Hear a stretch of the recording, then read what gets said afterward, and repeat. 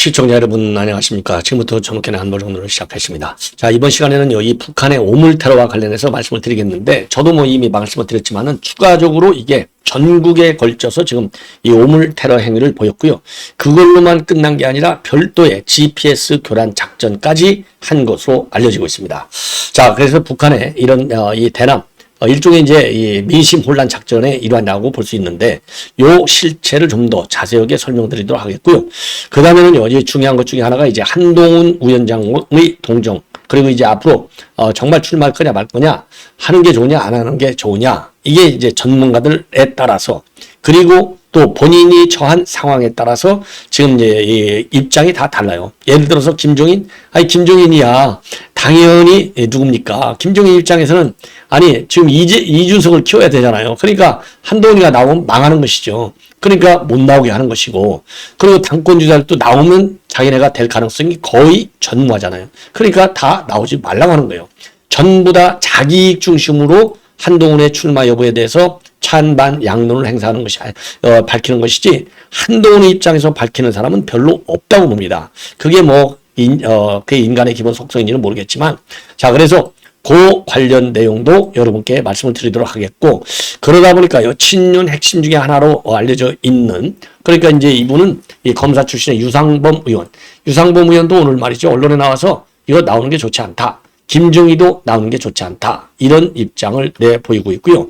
그리고 지금 이제 중앙일보가 지금 대대적으로 보도하고 있는 내용인데, 한동훈 위원장이 떠났는데도 불구하고 한동훈을 보좌했던 8명이 지금 그대로 황우여를 보좌하고 있다. 그래서 황우여 위원장이 의도적으로 한동훈과의 연결고리를 쓰는 것이 아니냐, 정보가 다 새는 것이 아니냐, 이런 우려와 비판이 동시에 제기되고 있습니다. 그래서 이 내용도 참고적으로 이렇게 말씀을 드리도록 하겠어요. 그리고 이정근이가 말이죠, 오늘 이정근 전 사무부총장, 결국은 오늘 이제 재판에 있었는데 전부 다, 그러니까 똑같아요. 이화여가 그랬잖아요. 내가 이재명한테 대북거래 전부 다 얘기했어. 자, 그렇게 얘기했지 않습니까? 요거를 이화여는 뒤집는 상황이고, 유동규는 거짓말 하다가 이제 진실을 그대로 고하고 있는 상태에서 마음의 변화가 없고, 그리고 지금 유동규하고 비슷한 입장에 있는 사람이 바로 이정근입니다. 그래서 이정근 그 당시 이제 사무부총장 있는데, 이정근의 경우에는요, 내가 송영길한테 돈 모으는 거, 돈 주는 거 전부 다 얘기했어. 그리고 송영길도 다 알고 있어. 그 반응은 이랬어. 이 정도로 아주 구체적으로 진술을 하고 있어요. 그러니까 송영길이 얼마나 철저하게 이건 이재명보다 더 나쁜 사람인 것 같아요. 자, 이거 참 민주당 완전히 정말 흑칠을 하고 있는 거예요. 이런 내용을 여러분께 자세히 말씀드리도록 하겠고, 그리고요, 지금 이제 속보로 지금 보도되고 있는데, 윤석열 대통령이 4개 법안에 대한 거부권을 행사했다. 자, 이 내용이 지금 막 나오고 있습니다. 그래서 요 내용을 비롯해가지고 또 쭉 한번 말씀을 드리도록 하겠고요. 그리고 지금 이제 유동규 가짜 변호사, 요게 그동안에 논란을 많이 해왔지 않습니까? 그런데 월간 조선에서 유동규 가짜 변호사가 또 다른 사고를 일으켰어요. 요 내용을 장문의 페이퍼를 통해서 지금 보도하고 있는데, 핵심만 간략하게 여러분께 전해드리도록 하겠습니다. 자, 그러면 말이죠, 이 맨 먼저 윤석열 대통령이 지금 이 민주당이 강행 처리한 법안 5개 중에서 4개를 제의 거부권을 행사했어요. 그래서 전세 사기 특별법, 요거는 왜냐, 전세 사기 특별법을 이렇게 해서 선구제하고 그 다음에 이제 청구한다, 이렇게 돼 있잖아요. 요거 하면 재정이 빵꾸난다는 겁니다. 그 다음에 민주화 유공자 예우법, 민주유공자 예우법, 이거 막말로 종북 좌파들도 다 민주유공자로 될 수가 있어요. 그리고 농업회의소법, 그 다음에 한우산업지원법, 여기에 대해서는요, 이런 이 법안과 관련해서 제의 요구권, 즉 거부권을 행사했습니다. 자, 그래서 이거 거부권 행사했기 때문에 오늘이 마지막 날이잖아요. 21대 국회 자동 폐기되는 것이죠. 나머지 하나, 4.15, 4.16 세월호 참사 이 구제지원법, 요 법은 그야말로 책임해야 될, 이 책임을 정부가 끝까지 진다. 국가가 보상해주는 방식이라서 이거는 사인간 거래잖아요. 세월호 이 구제법은 그야말로 개인의 피해를 정부가 보증해 줘야 되는 것이기 때문에 이거는 다루는데, 전세 사기 특별법 같은 경우는 사인 간 거래에서 발생한 피해를 어떻게 국가가 보상해 줄 수 있느냐. 그 다음에 이렇게 될 경우는 국가재정이 빵꾸나는 것이죠. 한마디로 얘기해서. 그리고 나머지 법들은 전부 일방 강행 처리한 거. 이거는 이런 나쁜 선례 전부 다 이거는 막아야 되겠다. 이런 측면에서 지금 거부권 행사를 했습니다. 지금 방금. 요 말씀을 드리고. 그 다음에요. 지금 이제 이 삐라와 관련해서는요. 전국적으로 전후방적 할 것 없이 전국으로 지금 살포가 됐어요. 그래서 여기에 지금까지 보면은요. 이 오물로 되어 있어. 오물로, 분뇨로 되어 있는 것으로 지금 알려지고 있고요. 자, 그리고 이제 단순하게 국경 지역만 있는 게 아니라 저 경남, 남해까지 다 내려가 있고 충청도도 내려가 있고. 그래서 지금 이제 이 군에서는 말이죠. 이 화생방 신속 대응팀하고 폭발물 처리반이 동원이 돼서 수거에 나서고 있다. 자, 그래서 지금 이제 이 기자들한테도요. 이 풍선을 격추하지 말고 추적 감시하라. 이러한 지침을 내는 상태라고 합니다. 그리고 군에서는요. 이 맞대응은 절대 안 하겠다. 다만 대비 태세는 전혀 변함이 없다. 이런 입장을 내놓고 있어요. 그래서 오물과 쓰레기 그리고 이제 풍선 크기는요. 직경이 한 3, 4m 정도로 되고 그리고 분변은 없었다고 합니다. 본래는 이제 분변이 있었던 걸로 알려졌는데 분변은 없고 거름과 쓰레기만 있었다고 합니다. 그리고 삐라도 현재로서는 없는 것으로 되어 있습니다. 이게 어제가 이제 28일이잖아요. 28일, 29일 이렇게 이제 계속됐는데 그리고 이제 이 삐라를 그러니까 이 분뇨, 이 오물을 보내고 그리고 나서 바로 이어서요. 오늘 29일 새벽서부터 조금 전까지는 GPS 전파 교란을 작전을 썼어요. 그래서 오늘 새벽 서해 지역에서부터 남쪽을 향해서 동시자발적으로 GPS 전파 교란 공격을 했는데 우리가 특별하게 피해를 입은 사실은 없다. 이렇게 알려졌습니다. 그래서 오늘 오후 2시에 오늘 새벽부터 그러니까 한 12시간 정도 전파 교란 작전을 썼고 지금은 이제 전파 교란 작전을 중단을 했다는 한 상태인데요. 자, 그 다음에 대형 풍선을 항구로 살포한 것과 관련해서는요. 2016년도 4월 달에 밤에 기습적으로 대형 풍선을 날려서 전단을 살포한 바 있어요. 그리고 2016년 4월 14일 날 4월 14일 날 또 대형 풍선을 또 날렸어요. 그러다가 마지막 풍선 날린 것은 2018년도 2월. 그러니까 최초 발사한 대형 풍선이 2016년도 기준으로 하면은 8년 만에 다시 대형 풍선을 지금 보냈다. 예. 그래서 지금 군에서 말이죠. 이거 절대로 터뜨리지 말라. 요렇게 지금 이 지침을 내려놓고 있는 그런 상황이다.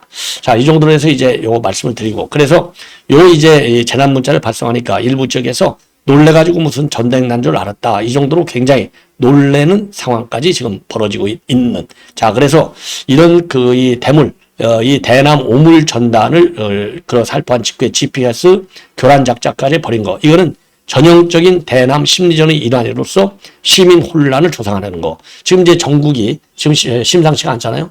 야권의 특검 정국을 통해서 여당을 흔들려고 하는데 여기에 편승을 해서 북한도 이 전국을 최대한으로 혼란시키려고 하는 이런 심리전, 통전 전략의 일환이 아니냐. 이렇게 보여지는 대목이라고 말씀드릴 수 있습니다.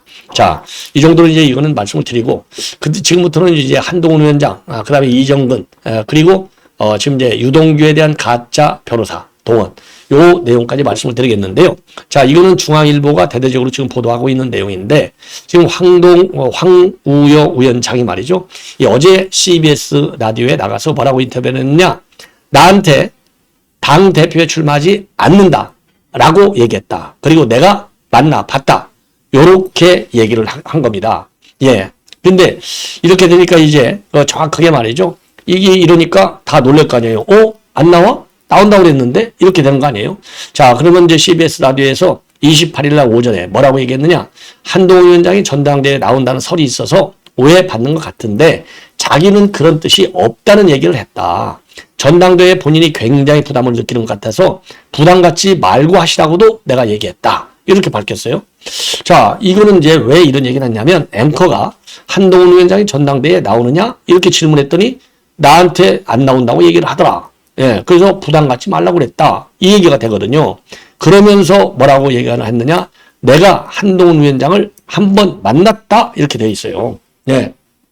그러니까 한동훈 위원장은 지금 출마 여부에 대해서는 일체 직접적 언급을 자제하고 있어요. 다만 이제 우리가 볼 때 이 메시지의 강도, 그러니까 당대표 출마가 확실하다라고 볼 수 있는 메시지 쪽으로 지금 메시지의 내용이 바뀌고 있어요.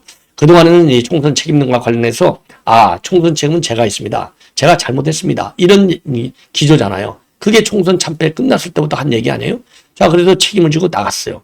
자, 그러면서도 이제 직접적인 의사표명은 없었고, 뭐 이 외출할 때 전화 통화하는 모습들, 그리고 도서관에 가서 책 보는 모습들, 요 정도만 나오다가 최근에 이제 직구, 이 해외 직구는 이제 이 중단시킨다. KC 인증이 있지 않는 한, 요렇게 됐지 않습니까? 그러니까 무슨 소리야. 지금 이제 직구 금지시켜? 나도 직구 많이 이용하는데 직구 금지시키면 소비자의 선택권을 제한하는 거야. 이건 지나친 규제입니다. 요렇게 비판하는 입장을 내놨어요.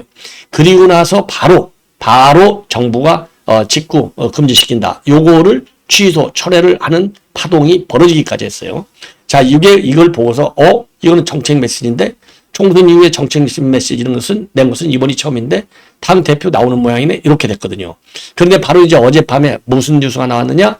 지구당을 부활시키는 것이 좋겠다. 예. 왜냐하면 지구당 부활이 안 되니까 당원 협의회 이것만 갖고서는 특히 청년 정치인들 그리고 이제 배지를 달고 있지 않은 일종의 이제 후보 세력 인물들 이런 사람들이 사실상 정치 진입이 굉장히 어렵다 이겁니다. 그래서 과거와 같은 지구당을 좀 부활시키는 것이 좋겠다. 이런 얘기를 당선자들하고 낙선자들하고 최근에 만나서 했다. 이게 나온 거예요. 그러니까 또다시 나오는 것 같다. 이 얘기가 또 불이 붙은 겁니다. 그러다 보니 그런 상황이 있었는데 이 느닷없이 황우영 위원장이 안 나와 해버리니까 이거 뭐지? 이렇게 된 거예요. 그러니까 인터뷰가 끝난 다음에 국민의회에서 언론의 보도 자료를 냈어요. 자, 이거 전화로 인터뷰를 한 건데 황우영 위원장이 이거 좀 잘못한 것 같아. 소통이 매끄럽지 못했다. 그러면서 한동훈 위원장이 이 황우여 비대위원장이 한동훈을 얘기한 것이 아니야. 누구를 얘기했냐? 조정훈 백서특위 위원장을 내가 만났고 안 나온다고 하더라. 근데 이 조정훈은 실제로 안 나온다고 한 게 맞아요. 그리고 황우여 비대위원장을 만난 것도 맞아요. 예.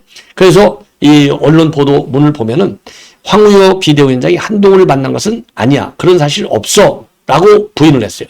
그럼에도 불구하고 요게 그대로 딱 끝나지가 않습니다. 왜냐면 황우여 비대위원장이 이게 뭐 바보도 아니고 무슨 뭐 치매 걸린 환자도 아닌데 황우여와 조정훈이를 그렇게까지 착각하고 혼란을 일으킬 사람이냐.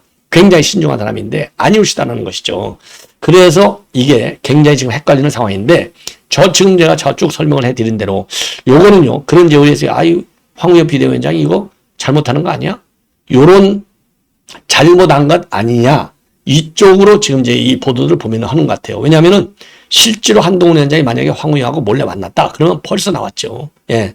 그리고 맥락 만났는데 안 나온다고 하더라. 이 사람은 최근 언론 보도로 보면 이게 딱 조정훈이거든요. 그래서 이 황우여 위원장이 이거 정말 아니 땐 굴뚝에 연기가 나랴 이런 말도 있기는 있지만 요거는 발언을 잘못한 거 아니냐. 그럼에도 불구하고 이제 저런 논란들이 야기되고 있는 것이 중앙일보에서 보도가 말이죠. 지금 한동훈이가 임명했던 이 당직자들 8명, 이 서승희 국장을 비롯해서 이 당직자가 한 명도 바뀌지 않은 상태로 이 황우여 비대위원장을 보좌하고 있다는 겁니다. 그래서 지금 논란이 야기되고 있습니다. 이거는 매우 이례적인 것이죠. 이렇다고 본다면 지금 굉장히 민감한 시기인데 결국은 한동훈의 빨대들이 지금 이 황우여를 딱 에워싸고 있는 거 아니냐. 그래서 이 황우여가 뭔가 또 정치적 욕심을 갖고 한동훈을 고려를 해서 뭔가 시도하려고 한 것이 아니냐. 자, 이러한 의혹과 추측과 비판들이 동시에 제기되고 있는 상황이다. 자, 그래서 말이죠. 그래서 지금 이제 그 한동훈 위원장과 관련해서는 지금 현직 국회의원이 유상범, 이거는 또 됐죠. 재선이 됐는데, 유상범 의원이 말이죠. 내가 볼 때는 절대로 대선에 이번 당대표 출마하지 않는 게 좋겠다. 왜냐하면 지금 이제 당헌 당규에 따르면요. 대선에 나오려고는 이 당대표의 경우에는 1년 6개월 전, 대선 1년 6개월 전, 그러면 이게 언제가 되느냐? 2025년 9월 3일이라는 겁니다. 그때까지밖에 당대표를 못한다는 거예요. 그러면, 지금 이제 7말 8초가 유력하잖아요. 그러면 결국 1년밖에 못하고, 그렇다고 해서 지방선거 공천 것도 없는데, 아무 실익이 없는데 왜 나와서 자꾸 기스만 낼 일이냐 이거죠. 자, 그래서 지금 당권, 대권 분리 규정을 바꿀 수도 없는 것이고, 1년여를 하는데 지금 이제 전국 상황을 보면 지금 야당은 192석이고 국민의힘은 108석밖에 안 되는데 요거 역량 발휘하기가 쉽지가 않다. 더군다나 정치 홍준표 의원들은 초짜인데 그래서 본인이 보기에는 절대 나오지 않는 게 좋겠다. 그래서 만약에 당 대표를 나오는데 역량을 제대로 발휘하지 못하면 기존의 우호적이었던 한동훈에 대한 인식도 변할 수 있고 그래서 안 나오는 게 좋겠다는 겁니다. 예. 더군다나 말이죠. 지금 이제 총선 백서와 관련해서 왈가불 말들이 많잖아요. 조정훈이가 반드시 면담하겠다. 이렇게 되니까 이거 한동훈이 직격하는 거 아니야? 이런 비판이 나오잖아요. 그래서 이런 총선 백서와 관련한 책임론 요거는 조정훈이가 잘못한 것 같다. 이렇게 입장을 내놨습니다. 자, 그래서 유상범 이제 또 친윤이기 때문에 이거 보면 이제 친윤은 좀 반대하는구나. 뭐 반대할 수 있겠죠. 당연히. 예, 너무 세니까. 자, 그런데 이 김종인 지금 전 비대위원장도 말이죠. 오늘 CBS에 나와가지고 여기에서 자기가 판단할 때는 뭐 현명하게 만약에 한동훈 위원장이 판단한다면 안 나오는 게 좋다. 당분간은 당에 들어와서 대표관 같은 걸 할 생각은 안 할 거다. 안 할 거다. 왜? 지금 여당 대표라고 하는 것은 대통령의 관계에서 굉장히 어렵다는 것을 이제는 한동훈도 비대위원장 하면서 느꼈을 것이 아니냐. 자, 그래서 여당 대표라는 것은 본래가 대통령과 관련해서는 행동 반경이 전혀 없기 때문에 한동훈 위원장이 다른 사람들이 흔히 얘기하는 식으로 꼭 당대표 출마를 할 거라고는 생각하지 않는다. 이렇게 입장을 내놓고 있습니다. 자, 그리고요, 이 한동훈 위원장 이 책임론과 관련해서 총선 패배. 그나마, 이거는 그렇게 얘기하고 있어요. 패배를 최소화하는 데는 기여를 했다. 그리고 사실 국민의힘은 지난 2년간 평가를 해서 평가 볼 때 패할 수밖에 없는 상황이었던 것이 아니냐. 자, 그리고 말이죠. 향후 정치적 행보와 관련해서는 다음 선거가 그렇게 오래 남지도 않았고 2년 후면 지방자치단체 선거를 해야 할 텐데 그때 등장할 수도 있고 하여튼 기회는 충분히 있다. 일단은 어떻게 정치가 흘러가는지 한번 볼 필요가 있다라고 밝혔습니다. 그리고 한동훈 위원장을 본인은 만날 일은 없을 것이고 제3자로서 객관적으로 평가할 적에 그런 판단을 할 수 있다는 얘기다. 안 만나겠죠. 당연히. 그리고 안 만난다고야 본인 주가가 올라가는 거 아니겠습니까? 자, 이런 말씀을 드리고 그리고 이제 이 정도는요. 제가 보기에 다음 시간에 제가 말씀을 드리는 걸로 하고 이번 시간에는요. 간략하게 그러니까 유동규 감시 변호사로 이재명 측에서 붙였다고 하는 이 사람이 김용도 보좌한 적이 있다고 그래요. 그래서 이 가짜 변호사가 2명인데 그중에 한 명이 말이죠. 누구냐? 문재인 때 청와대 민정실에 있었던 행정관이었다는 겁니다. 자, 그래서 이 사람이 말이죠. 느닷없이 정유라한테 만나자고 그래서 정유라한테 말이죠. 야, 당신 말이지. 안민석이 고소했잖아. 왜냐면 안민석은 아주 정유라 죽이려고 작심은 뭐 300조 설까지 내놨잖아요. 그러니까 정유라가 말이죠. 이 안민석, 그 다음에 뭐 이 지금 이제 관련 인사들 몇 명, 예. 자, 이런 인사들을 동시에 고발 조치했어요. 예. 자, 김어준이 같은 사람도 이제 고발이 돼 있는 거죠. 자, 그러니까 이 가짜 변호사가 이 정유라를 만나서 안민석이 이거 고소 취하해라. 왜? 다음 대통령은 이재명이 되는 게 맞다. 그리고 너 이재명이하고 안민석이하고 친한 거 알잖아. 그러면은 안민석이가 영향력을 발휘해가지고 이재명이가 대통령이 될 건데 그러면은 너 이 최순실 이거 다 중요한 역할을 해줄 수 있잖아. 그러니까 한마디로 빨리 꺼내줄 수 있다 이거죠. 그래서 본래 이제 고발한 그 정유라가 거기 고소한 사람 중에는 안민석의 이외에 조국, 주진우, 김어준 이런 사람들을 다 이미 고발 조치한 거예요. 고소 조치. 자, 그런 얘기를 했고, 그리고 이 정유라가 말이죠. 이렇게 그 가짜 이 변호사, 요 내용 녹취록을 전부 다 가지고 있다는 겁니다. 그래서 요 녹취록 내용을 지금 월간조선 8월에서 대대적으로 보도하고 있는 내용이다. 자, 그런데 요거를 가지고 그러니까 월간조선을 다시 안민석이한테 물어야 될 거 아니에요. 그러니까 안민석이가, 아니, 무슨 소리야. 절대 그런 일 없어. 요렇게 이 부인을 하는 거다. 그리고 정유라를 만났고 이 변호사가 이 정유라가 이 변호사한테 안민석이한테 사과하라. 예, 사과하라. 딱 이러니까 이 변호사는 그거 사과하면 자기가 그동안에 이제 얘기했던 거가 다 무시되는 거 아니에요. 부인하는 거 아니에요. 그러면 본인의 정체성하고도 연관된 것 아니냐. 그건 좀 어려울 것이다. 자, 요렇게 해서 제가 하고 있는데요. 자, 그런데 요거를 갖다가 이제 녹취록을 다 듣고 나서 월간조선이 또 야, 네가 정유라 이렇게 한마디로 꼬시는 거잖아요. 했냐? 그러니까 또 이 행정관은 그 가짜 변호사는 그런 일 없어. 또 이렇게 부인해요. 그래서 이 가짜 변호사의 이 횡설수설 의도가 어디 있는지 우리가 봐야 될 것이 아닌가. 자, 그래서 제가 보기에는요, 이 가짜 변호사도 당연히 안민석이라고 알죠. 그래서 쉽게 얘기해서 완전히 이제 이 변호사가 아니라 이거 브로커에 불과한 인간 아닌가, 저질 변호사인 거 아닌가, 이런 생각이 들어요. 정유라한테 뜯어먹고 또 이 안민석한테 뭔가를 뜯어내려고 하는 변호사의 사기 전술이 아니냐, 요렇게 판단이 됩니다. 예. 자, 그래서 고소치와를 종용하는 정황에 담긴 녹취 파일, 녹음 파일을 월간 조선이 확보했다. 여기에만 의미가 있고, 요 내용은요, 이게 뭐 여러 페이지가 아주 장문의 기사인데 사실상 핵심은 제가 말씀드린 거다. 요 내용을 말씀드립니다. 자, 시청자 여러분, 이것으로 본 방송은 마치겠습니다. 여러분들의 많은 시청 거듭 부탁드립니다. 감사합니다.